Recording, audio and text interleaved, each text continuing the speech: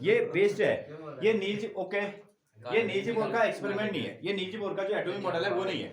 इसमें क्या था, Niels Bohr explain the stability of atom.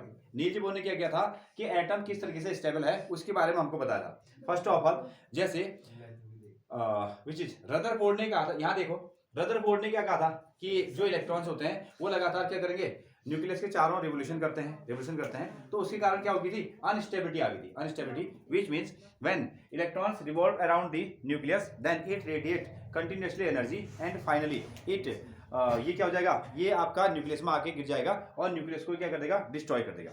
ठीक है, तो यहाँ इन्होंने क्या कहा, और वो कहाँ घूम रहे हैं, बहुत सारे क्लासेस में ऐसा घूम रहे हैं। तो इसमें नील्स बोर ने क्या किया था, कुछ एक्सप्लेनेशन दिया। ऐसा उन्होंने कहा the electrons could around the electrons could revolve around the nucleus only certain orbits. ये जो है वो किसी भी क्लास में, इलेक्ट्रॉन जो है वो किसी भी क्लास में नहीं घूम रहे हैं, बल्कि वो क्या है, इधर ध्यान दीजिएगा, बल्कि वो क्या है, उनके लिए कुछ ऑर्बिट्स बनाए गए। ठीक है, वो सारे ऑर्बिट में नहीं है, ऐसा नहीं कि बहुत सारे कमरे उनके लिए हमने खोल दिए हैं, वो सारे कमरों में इलेक्ट्रॉन्स नहीं है। उनके लिए क्या है, उनके लिए जो ऑर्बिट्स हैं, जो रूम्स हैं, वो कैसे हैं, फिक्स हैं, सर्टेन ऑर्बिट्स हैं। और इसी को हम लोग क्या कहते हैं, एनर्जी लेवल भी कहते हैं। सर्टेन ऑर्बिट कह सकते हो या सर्टेन एनर्जी लेवल कह सकते हो, एक ही चीज लिख सकते हो। ठीक है, each orbit have a different radius, और जितने भी ऑर्बिट होंगे उन सबकी रेडियस क्या होगी, अलग अलग होगी। कंसेप्ट ये था कि इलेक्ट्रॉन क्या कर रहे हैं, चारों ओर घूम रहे हैं, और ऐसा लग रहा था कि वो एक ही रास्ते में घूम रहे होंगे, एक ही लाइन में घूम रहे होंगे, आगे पीछे ऐसे घूम रहे होंगे, ऐसा नहीं है। ठीक है, उनके पास में क्या है, अलग अलग एनर्जी लेवल्स हैं, अलग अलग ऑर्बिट्स हैं, अलग अलग एनर्जी लेवल, अलग अलग ऑर्बिट्स हैं, और उन सभी जो ऑर्बिट्स हैं उनकी रेडियस कैसी है, अलग अलग है। पहला एक्सप्लेनेशन ये आया। ठीक है, स्टेबिलिटी के। फिर हमने कहा कि अगर वो घूमेंगे, वो क्या कर रहे हैं, एक्सेलरेटेड मोशन में घूम रहे हैं, वो घूमेंगे तो लगातार थक जाएंगे। जैसे हम लोग फील्ड में अगर चारों ओर दौड़ते रहें तो फाइनली हम लोग क्या हो जाएंगे, टायर्ड हो जाएंगे, थक जाएंगे, और हमारी सारी एनर्जी क्या हो जाएगी, खत्म हो जाएगी, और हम फील्ड के बीच में गिर जाएंगे। तो सेम एज इट इज, ये जो इलेक्ट्रॉन्स हैं वो रिवोल्यूशन कर रहे हैं, तो एक न एक दिन क्या हो जाएगा, इनकी एनर्जी भी खत्म हो जाएगी, लेकिन ऐसा नहीं। इन्होंने कहा when an electron is revolving in a particular orbit, जब एक इलेक्ट्रॉन क्या होता है, किसी पर्टिकुलर ऑर्बिट में घूमता है या रिवोल्यूशन करता है, और पर्टिकुलर एनर्जी लेवल, एक ही चीज आप यूज करें, particular energy level around the nucleus, the electron does not radiate energy. इन्होंने कह दिया कि ये एनर्जी को रेडिएट नहीं करता है। क्लियर है, वो घूम रहा है, वो एक्सेलरेटेड मोशन में भी है, लेकिन वो एनर्जी को रेडिएट नहीं करेगा, यानी कि उसकी एनर्जी का कोई भी नुकसान नहीं होने वाला है। ओके, हाँ ठीक है, even though it has accelerated motion around the nucleus, वो एक्सेलरेटेड मोशन में भी है, लेकिन वो एनर्जी को रेडिएट नहीं करता है। लेकिन जब हमने इसकी स्टडी करी, सुने, जब हमने इसकी स्टडी करी तो हमको दिखता है कि यहाँ से क्या हो रहा है, कुछ एनर्जी क्रिएट हो रही है, उसका क्या मतलब है। ठीक है, तो देखें, ये एनर्जी को रेडिएट करता है सिर्फ एक केस में। तो इसके क्या है, इसके अलग अलग ऑर्बिट्स हैं। जैसे हमने क्या किया, एक न्यूक्लियस बना दिया, तो एक ऑर्बिट ये हो गया, एक ऑर्बिट ये हो गया, इसी तरीके से इसके अलग अलग ऑर्बिट्स हैं, अलग अलग एनर्जी लेवल्स आप इनको कह सकते हो। तो हर चीज होता है ना, सभी को ये होता है कि जैसे देखो ऊपर वाले माले में क्या हो रहा है, ठीक है, उससे ऊपर वाले माले में क्या हो रहा है, ऐसा कुछ होता है ना। हम कहेंगे कि आप डबल स्टोरी में चले जाइए, तो आप वहां जाएंगे, क्यूरियोसिटी बढ़ेगी ना, कुछ ना कुछ तो आपको लगेगा कि अच्छा देख के तो आते हैं वहां क्या होता है। ठीक है, हमने कहा आप थर्ड माले में चले जाइएगा, ठीक है, आप लगे हाँ चलिए वहां देख के आते हैं। फिर आप वहां गए, वहां आपको कुछ नहीं दिखा, वहां आपको क्या था, कमरा खाली था, वहां क्या था, कमरा खाली था। आपने कहा अरे यहाँ तो कुछ भी नहीं है। ठीक है, आप क्या करोगे, इससे अच्छा तो अपने घर में ही वापस आ जाओ, तो आप क्या करेंगे, वहां से वापस आ जाएंगे। हाँ सुने, तो जब हम लोग इस इलेक्ट्रॉन को, किसी भी एटम को हम लोग क्या करने वाले हैं, बाहर से एनर्जी देंगे, बाहर से जब इसको एनर्जी देंगे तो इसके वो एनर्जी किसको मिलेगी, इसके इलेक्ट्रॉन को मिलेगी। क्या मिलेगी, इसके इलेक्ट्रॉन को मिलेगी। मान लीजिए वो इलेक्ट्रॉन यहाँ है, जितनी एनर्जी उसने ली वो एनर्जी लेकर कहां चला गया, सेकंड केस में चला गया। ठीक है, जंप करके एनर्जी ली, तो यहां तो नहीं रुकेगा, एनर्जी लेकर कहां चलेगा, हायर लेवल में जाएगा। हम इसके अंदर में क्या क्यूरियोसिटी है कि वहां कैसा हो रहा है। लेकिन जैसे ये हायर एनर्जी स्टेट में गया तो उसने कहा कि यहाँ तो कुछ भी नहीं है, जैसा हमारे घर में था वैसे ही यहाँ भी है।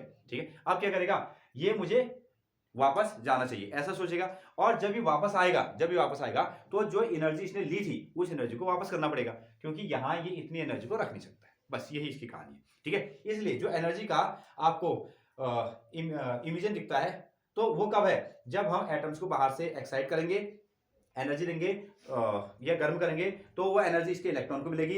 इलेक्ट्रॉन उस एनर्जी को लेगा, हायर एनर्जी लेवल में जा सकता है, वो दूसरे में जा सकता है, तीसरे में जा सकता है, चौथे में जा सकता है, और वहां क्या रहेगा, ओनली 10⁻⁻⁸ सेकेंड। कितना सेकेंड, केवल 10⁻⁸ सेकेंड, यानी कि 1 को आप 80 से डिवाइड करोगे तो उतने कम समय तक ही ये वहां जाता है और तुरंत ही वहां से वापस लौट आता है।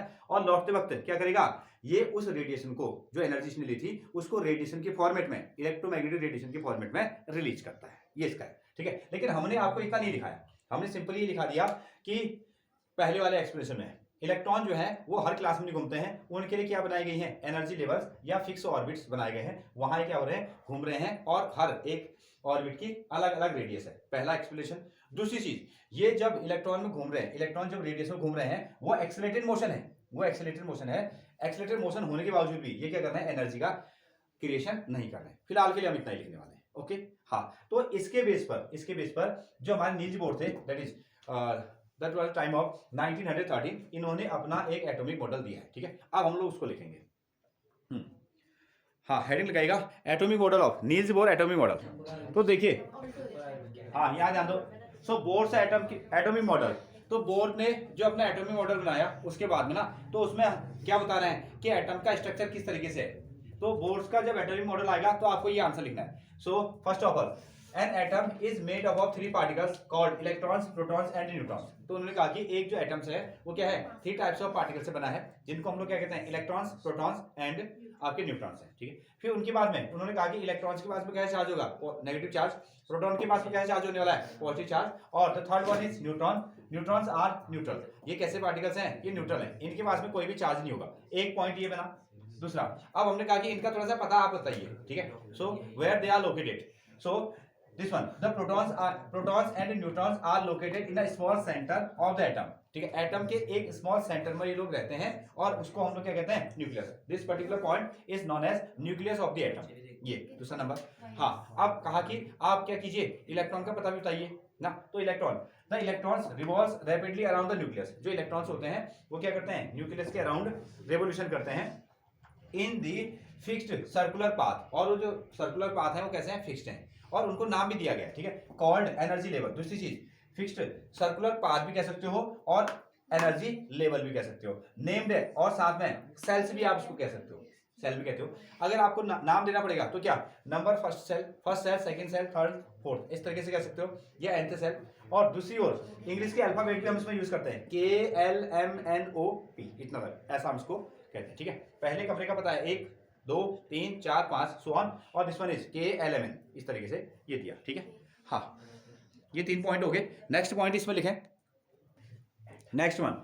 तो फोर्थ लेवल में आपको क्या लिखना होगा, देखिए इलेक्ट्रॉन से क्या कर रहे हैं, इलेक्ट्रॉन से जो है न्यूक्लियस के चारों रेवोल्यूशन कर रहे हैं। सो इसमें ईच एनर्जी लेवल और cell is associated with a fixed amount of energy. जिस लेवल में या जिस सेल में इलेक्ट्रॉन से क्या कर रहे हैं, रेवोल्यूशन कर रहे हैं, उनकी क्या होगी, फिक्स्ड अमाउंट ऑफ एनर्जी भी होगी, ठीक है। इतना ही अभी हम लोग यहाँ को लिखेंगे। एक्चुअली हमारे पास में ये फॉर्मूले भी रहते हैं, जो इलेक्ट्रॉन्स होते हैं, जो इलेक्ट्रॉन्स डिफरेंट सेल में अगर घूम रहे हैं तो उनकी रेडियस कितनी है वो भी हम लोग कैलकुलेट करते हैं। एक इलेक्ट्रॉन किसी पर्टिकुलर ऑर्बिट में रेवोल्यूशन कर रहा है तो उसकी क्या स्पीड है, क्या वेलोसिटी है, उसके लिए भी हम लोग कैलकुलेशन करते हैं, उसके फॉर्मूले बनते हैं। और अगर वो किसी सेल में है तो उसके पास में कितनी एनर्जी रखता है, एक इस पहले वाले नंबर फर्स्ट में होगा तो उसकी कितनी एनर्जी होगी, सेकंड में होगा तो कितनी एनर्जी होगी, थर्ड में होगा तो कितनी एनर्जी होगी। क्लियर है। जैसे वो फर्स्ट, ध्यान दो इधर, जब फर्स्ट सेल में पहले वाले ऑर्बिट में होगा तो इसकी एनर्जी कम हो जाएगी। जैसे जैसे ये ऊपर की ओर जाता जाएगा तो क्या होगा, बाहर वाले ऑर्बिट में जाते जाएंगे तो इनकी एनर्जी क्या हो जाएगी, बढ़ती जाएगी, ठीक है। ओके, अगर हम लोग स्पीड की बात करें, अगर जो न्यूक्लियस के बहुत नजदीक में है उसकी स्पीड कैसे होने वाली है, बहुत तेज, और जो जैसे जैसे दूर जाएंगे तो इसकी स्पीड कैसे होगी, बहुत स्लो होती जाएगी। खैर वो तो अलग चीज है। आपको क्या लिखना है, जो भी एनर्जी सेल में, जिस सेल में भी इलेक्ट्रॉन है, हर सेल के पास में अपनी अपनी पर्टिकुलर एनर्जी होती है। ये इसका पॉइंट हो गया। Next one. हाँ, अब यहाँ देखिए दूसरी चीज, अब जैसे पहले ये क्या बन गई थी, डिसिमिलरिटी बन रही थी या कमियां निकल के आ रही थी ना, इन्होंने इस चीज को एक्सप्लेन किया। इन्होंने कहा कि there is no change in the energy of electron और as long as they keep revolving in the same energy level and atoms remain stable, ठीक है। ये कहता है कि इलेक्ट्रॉन हमेशा घूमता जा रहा है, लगातार वो क्या कर रहा है, रेवोल्यूशन कर रहा है, तो उसकी एनर्जी में कोई भी फर्क नहीं आ रहा है, ठीक है। कोई भी एनर्जी रेडिएट नहीं कर रहा है, कोई भी उसमें असर नहीं पड़ रहा है, और इस तरीके से जो एक एटम है वो हमेशा कैसा बना रह रहा है, वो हमेशा स्टेबल है, ठीक है। ये 5 पॉइंट आपको इसमें लिखने हैं, ठीक है। एटॉमिक मॉडल जब आएगा बोर का तो इसको आप लिखोगे। और आज तो एट प्रेजेंट में हम कौन से एटॉमिक मॉडल को प्रेफर करते हैं? ये बोर का एटॉमिक मॉडल को प्रेफर करते हैं। और ये टाइम कब था जब इन्होंने एटॉमिक मॉडल दिया था? That is the time of 1930। और इससे पहले जो रदरफोर्ड थे उन्होंने कब दिया था? इससे 2 साल पहले 1911। ठीक है, हाँ